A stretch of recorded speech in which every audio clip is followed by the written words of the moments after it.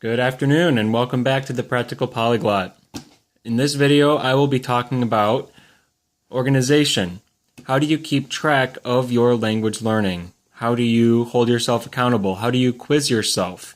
Where do you put everything that you are learning for easy review?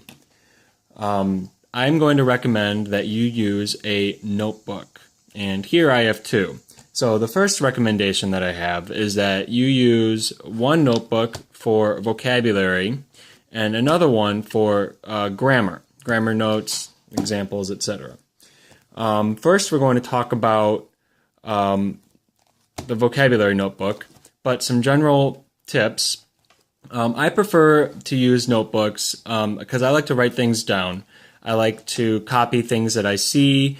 Writing them down helps you remember it better. From what I understand, brain research has shown that writing things down just tends to help us remember things a little bit better than typing it.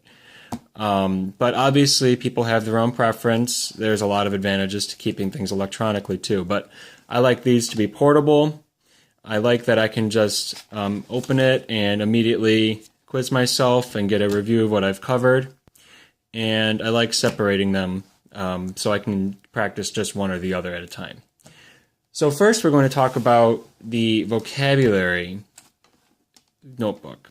Now you can see here by the title that I have just one topic in this notebook, and it is German.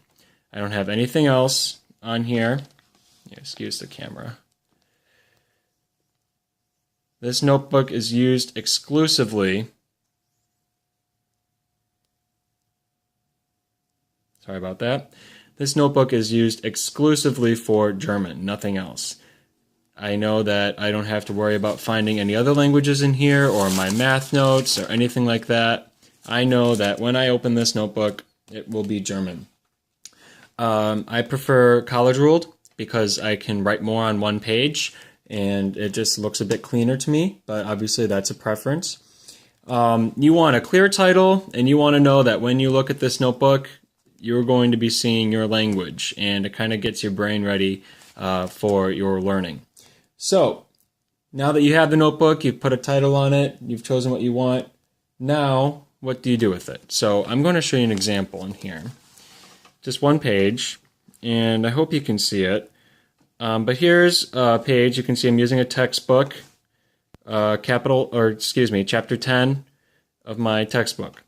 And this is a list of vocabulary that I have learned from it. Some of it might be kind of hard to see, but you get the organization aspect of it.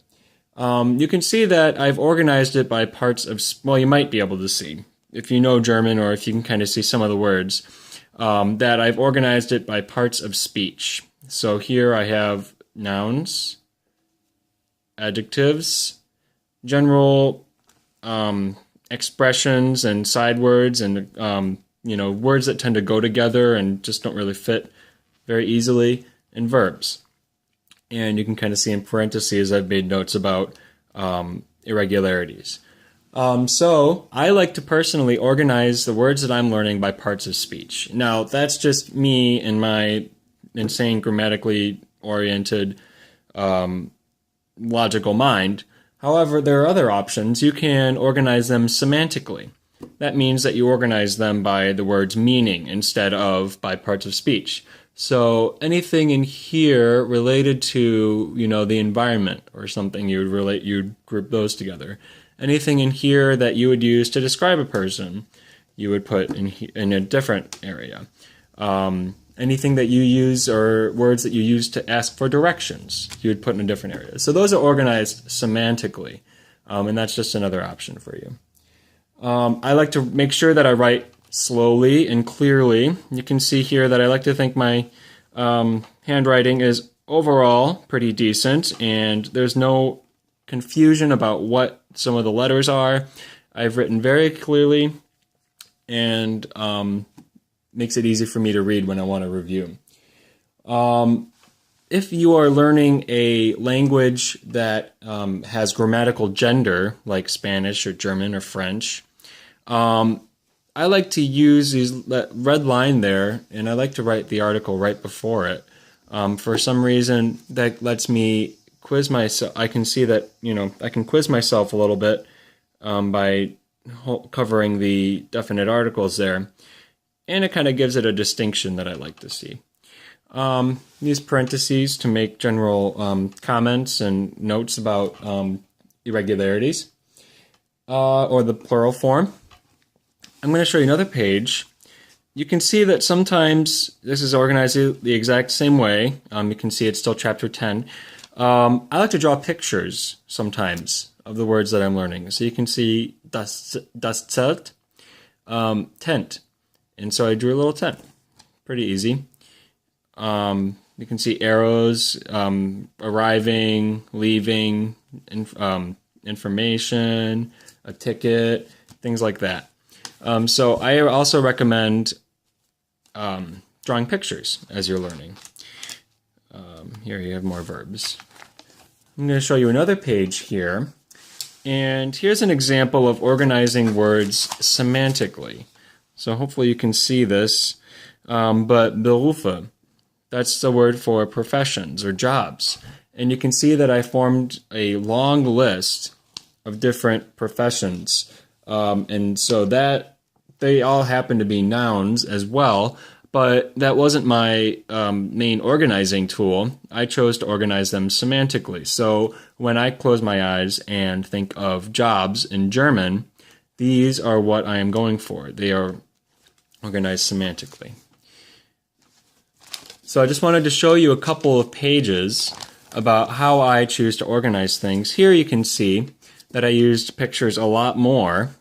Kleidung, clothing, der Koffer, suitcase, and these are goofy little drawings. They're nothing special, but they are meant to enhance visualization of vocabulary, which we know helps. So that's a few comments on using a notebook for vocabulary.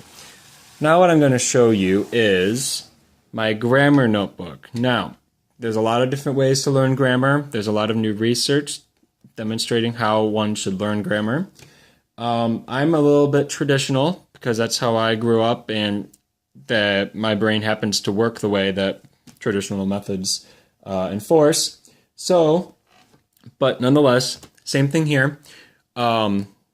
Just German, just grammar. There's nothing else in this notebook. College ruled. So I'm going to show you a page in here. You can see I recommend that you write in English or your native tongue for these videos, or excuse me, for these pages as you practice and write down notes on grammar.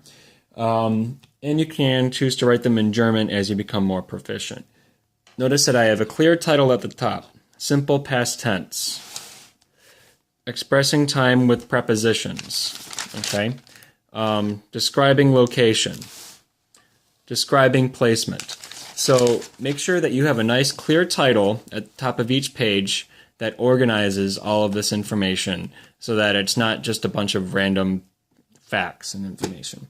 I like to use verb grids. That's kind of how I work, but there are other ways to do it. You can do a list, like you list it out instead. But I like to use this traditional method. You can see that I've written out all the forms. So graphs and charts help you to organize words in your mind. Here I have the different endings. Let's see what else we got in here. Here I've just written distinctions, okay? So depending on what case you use in German, they denote different meanings if you are talking about a location or direction. So I've given, two columns, the dative, which describes location, and accusative when you're describing motion or direction. And I gave the prepositions in big boxes, or in capital letters, and I gave an example of a distinction between the two. So make sure that you give yourself plenty of examples for you to look at when you are working through your material. So that's another thing that you can do in your grammar notebook, is give examples and distinguish things in your mind. Make distinctions between certain words. Why do you use an in the dative case, and why do you use an in the accusative case? And make sure you understand that. So draw those distinctions. I'm going to bring you here you can see mein Tag, my day. So this is an earlier chapter that I've learned. This is quite old. But I wanted to show you here, you can use, I recommend that you use pictures and graphs to kind of solidify the knowledge in your mind. So I wrote a little note here that it's not a colon in German, or at least from what I've seen. And then you use nach to describe anything up until halb, and then you use for until. So you can see it's just like a little half circle, like a face clock. And little notes like that can really help you solidify your knowledge. So to recap, with vocabulary, you want a clear title. You want it to just be for German. You want to organize it either semantically or by parts of speech, by grammatical category. You can use pictures to help you understand and learn the material. You want to make sure you write clearly. You want to make sure you write down the articles so you know their gender, if that is necessary. Not all languages have that. And write titles. Make sure that it's clearly stated what you're learning from. So here my resource was Rosa geht in der Stadt, and that's a children's book. And so I know that all this vocabulary came from that resource. So if I want to practice it again, I just go back to that resource and go over it. With the grammar, I like to have 2 notebooks, one for vocabulary, one for grammar, and make sure that you have a clear title. I would recommend writing in English for this part.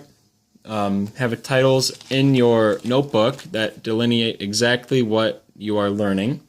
Use verb grids to your advantage. Use charts and graphs to your advantage. And use distinctions and give examples to help you learn. I hope you found this video useful. Thank you for listening.